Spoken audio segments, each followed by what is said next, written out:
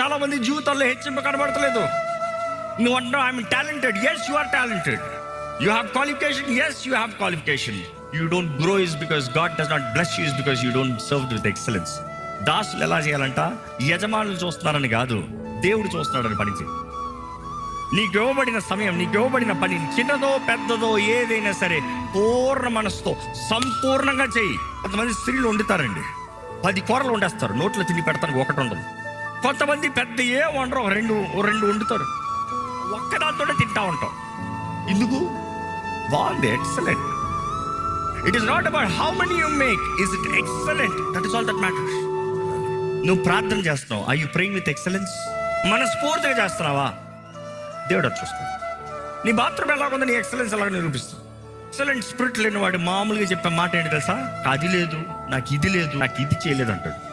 Excellent spirit ఉన్నవాడు ఎట్లా తెలుసా? ఉన్నది కొద్దిగా అయినా కూడా ఘనంగా చేస్తాడు. మీ బైక్ ఎలాగుందో చూసుకోండి, మీ బట్టలు ఎలా మెయింటైన్ చూసుకుంటారు, మీ గది ఎలాగుంది. Excellence. Will you challenge your self?